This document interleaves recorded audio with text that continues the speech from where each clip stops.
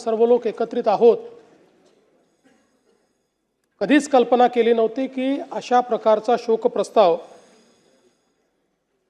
हा आपल्याला या ठिकाणी त्याच्यावर व्यक्त व्हावं लागेल।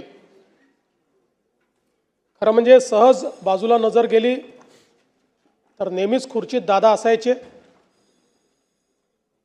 आणि सभागृहामध्ये तर सुरुवातीपासून तर रात्री उशिरापर्यंत कितीही काळ सभागृह चाललं तरी आपल्या जागी बसलेले दादा हे आपल्याला या ठिकाणी पाहायला मिळायचे।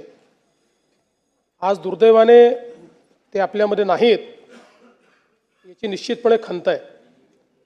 खरं तर यावर्षी दादांनी 12वा अर्थसंकल्प मांडला असता, पुढच्या वर्षी 13वा अर्थसंकल्प मांडून बॅरिस्टर शेषरावजी वानखेडे यांचा जो विक्रम आहे त्याची बरोबरी केली असती आणि कदाचित पुढच्या काळामध्ये महाराष्ट्राच्या इतिहासात सर्वाधिक अर्थसंकल्प मांडणारे अर्थमंत्री म्हणून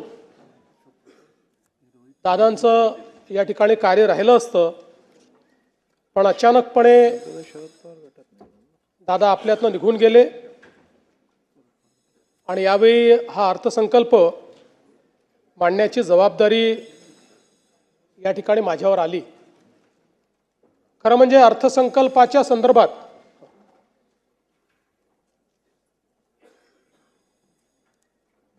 आपल्या सर्वांनाच कल्पना आहे की कठोर निर्णय घ्यायचे असतील तर ते घ्यायला कधीही मागे पुढे न पाहणारे अजितदादा होते। पण त्याचवेळी वित्त विभागाने लाडकी बहीण योजनेचा भार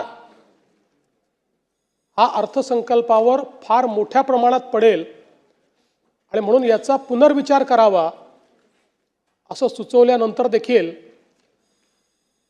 त्या ठिकाणी ठामपणे निर्णय घेऊन